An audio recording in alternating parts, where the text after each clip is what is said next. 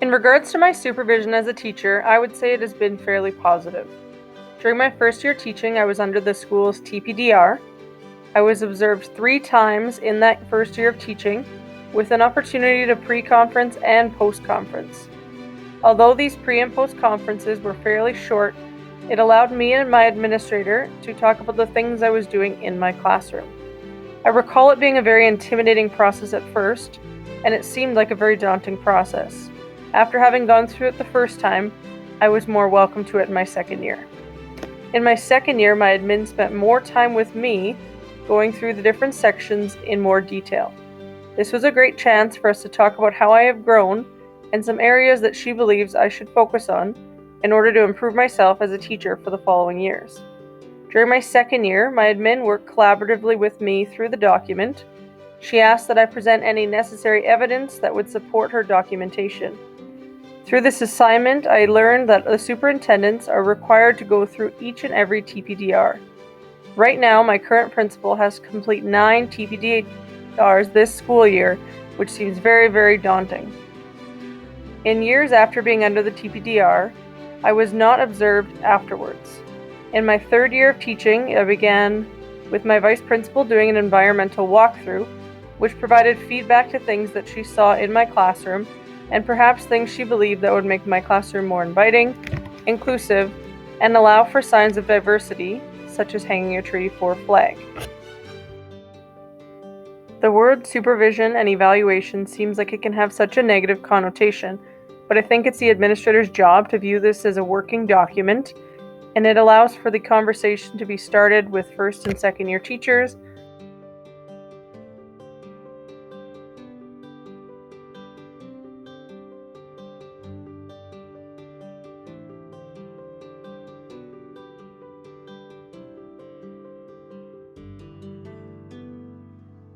My experience with regards to supervision in education is quite disappointing. My first year was in a rural school, high school, and I do not recall at all getting any formal supervision done by or evaluation done by my administration, and was left to my own devices. Thankfully, I had supportive staff to help me through the way, but a formal evaluation of my performance was not done at all. My second year, I moved to Regina Public Schools, and as well, don't recall having a formal sit down using anything like what the TPDR is used now. I do recall once my vice principal came to observe a lesson, but I don't know the purpose of why that happened, nor do I recall having a formal sit down to discuss. It was more so just a pat on the back, you're doing a great job. Around my 5th or 6th year, I did have my principal come in at a different school to do an observation of a lesson again. And she sat down with me and kind of went through it more like a post-conference you would see as an intern. But I, again, don't recall the purpose. It wasn't ever explained to me. And frankly, it was not very memorable, my whole experience in the big scheme of things with the supervision and evaluation of my performance as a teacher.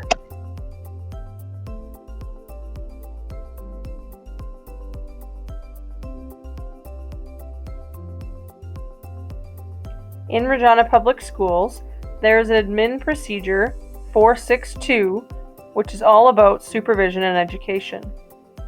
This is as follows. Ultimately, the goal of education is to provide high-quality learning experiences for all students. To reach this end, standards of professional practice must be established. A program of supervision and evaluation creates conditions that foster and enhance opportunities for such standards of professional practice to be applied, reviewed, and promoted by all members of teaching staff.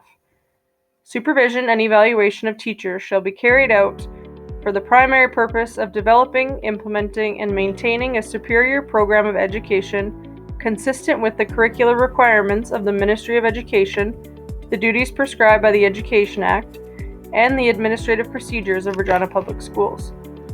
Supervision and evaluation process is planned, documented, and fair process, independent of and distinctly different from other professional developments. Its aim is to establish a written record of professional service to help teachers celebrate, grow, and to assist teachers to develop in areas which requires assistance and to assist in decisions regarding retention of teachers. And this relates to the Administrative Procedure 462. All of the supervision and evaluation forms can be found on the Regina Public Schools website staff portal. There's a few different types of evaluations, and in our school division we call it a TPDR, which is used to evaluate teachers. There's a TPDR for first and second year teachers. There's a TPDR for the 4-month temporary contracts. A TPDR teacher requested evaluation. I asked my administration and my superintendent when someone might request a formal observation. They indicated perhaps someone is leaving a school division and they want documentation of their teaching, or perhaps they are really trying to focus on a particular area of their teaching they want to improve on. Both my superintendent and my administration stated that these evaluations are not deemed as a negative thing, and it could be someone being proactive and wanting feedback. In addition, there are TPDRs for administration, and those are a TPDR in your first and second year of becoming an administrator, and that would be completed by your superintendent. And lastly, there's a TPDR for administrative request. So this means that there is a formal documentation in which the administrator would fill out and provide documentation for the Education Act, performance review, or curriculum requirements. My administration said that these can be more difficult because you have to be super hard on your line and you have to have firm expectations in order to see the necessary changes. On the supervision document for admin requested, it says the supervision and evaluation of a teacher may be requested by a principal in cases where the principal believes a review of the teacher's performance is warranted in order to maintain a standard of education consistent with the curricular requirements of the Saskatchewan Education, the duties prescribed by the Education Act, the administrative procedures of the Regina Public School Board, or the Teacher Performance and Development Review. Throughout the TPDR, there's instructions at the beginning of the document to clarify everything with all administrators. It says it has to be in consultation with the superintendent, student achievement, to determine how to supervise and evaluate. They need to collect data on teachers' performance through a minimum of 3 formal observations. They need to provide a rating for each area and include additional comments at the end if so desired. In Section 1, it refers to co-managing, which is how teachers organize tasks, procedures, routines, structures, and relationships in the learning environment while acknowledging that student consent and co-participation is crucial. A safe and structured learning environment is essential. Section 2, Curriculum Goals and Learning Outcomes, refers to how the teacher designs their lessons to meet the curricular outcomes required while creating appropriate assessment tools and develop purposeful, strategic, engaging learning opportunities for students of varying needs. Section 3, Instructional Skills, which refers to teacher-specific and purposeful instructional strategies to improve student engagement and learning. Lastly, Section 4, Instructional Repertoire, which refers to an assortment of teaching tools, techniques, and strategies used to meet the diverse needs of learners. Other documents used to create the policies for supervision and evaluation in Regina Public Schools includes the STF Governance Handbook from July 2012, which states, teacher supervision is a planned developmental process that is intended to support the career-long success and continuing professional growth of each teacher. Regina Public Schools also recognizes that principals and vice principals have a unique role of both support and supervision of teachers.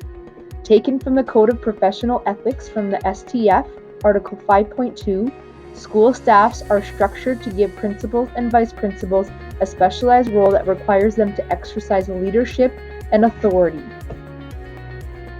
Lastly, a document has been created called the Supervision and Evaluation, a Handbook for Teachers, which outlines the division's procedures with supporting teacher growth while providing a framework for processes connected to teacher supervision and evaluation. This document provides a thorough explanation of the process of the TPDR, as well as the process of intensive assistance, all the way through to contract review. We'll now move on to the section titled Ask the Experts. Experts, yes. The first question that we asked our experts was, what do you currently enjoy or find difficult about our division's teacher supervision policies? Our first expert or principal said that she really enjoys the TPDR process, not so much the instrument itself, but for the opportunity that it allows for conversation to be had. She has created her own feedback sheet to supplement the process that allows for her to share and have conversations about best practices and quality instruction. She also says that she sees that the process should be ongoing and not just the required 3 meetings that it states for the TPDR process. Administrators should be in the classroom several times a day to really know what's happening in each of the classrooms and to know what's going on in their buildings. Lastly, she feels that quality supervision relies on a really good relationship between the administrator and the teacher. Otherwise, neither feedback nor conversations will be received well.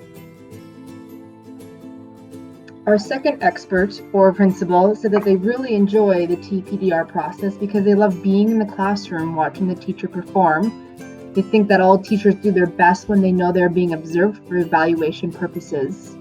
The teacher's approach to feedback also impacts the interaction. If a teacher is seeking feedback and is open to ideas, suggestions, and observation, then it becomes a positive professional conversation about student learning and continual improvement where both professionals can grow.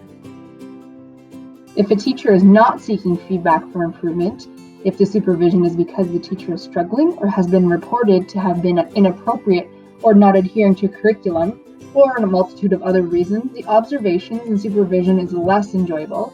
Supervising a teacher in this case can cause tension in the classroom, staff room, and in the principal's office itself. These conversations can be challenging, but are even more important than the easier and more enjoyable ones. Helping teachers move forward in their craft is an important facet of a leader's work and must be done in order to ensure that student learning and classroom and school culture is improved. Lastly, they feel that we need to supervise when the occasion warrants it, and time for supervision must be made and protected. The second question we asked our experts was, do you think your role as a supervisor changes based on the size of the school that you are at? Our first expert said that they would agree with this, that there's no denying the fact that in a smaller school, the relationships that you have with your staff as admin is closer and stronger. Our second principal had said that no, the time that we spend doing supervision might change, but our professional commitment to growth of our staff should be the same. It is not necessarily easier at a smaller school because it depends on the staff in the building. A smaller school with higher student needs might mean the principal has less time to be in the classrooms observing, and that making the time for the required observations is difficult but supersedes time spent in other classrooms. In a larger school, there may only be 2 teachers requiring a formal supervision done so that the principal is less busy with the required observations and follow-up conversations. Having said that, larger schools with more classrooms will impact the frequency of classroom visitations by the administration. The final question we asked our experts was, is there any additional information about supervision that you can provide? Our first expert explained that supervision takes time and relationships. The process of TPDRs in our division forces a date and a deadline for conversations to occur, which she appreciates. Our second principal added that it is our job to ensure student learning is maximized every day of every school year, and that the school culture is one of excellence and belonging. We must treat everyone as professionals, but where the need arises, we must also ensure they are doing the work they have been hired to do. She also finds that we treat elementary teachers very differently than we do high school teachers. asking for year-long plans, having lesson plans, daily plans submitted to the leadership team. Reading report card comments is also common in elementary, but certainly not in high school. Elementary teachers are very accustomed to being treated less professionally than their high school counterparts and actually perceive any change in the demands as a leader as not doing their job.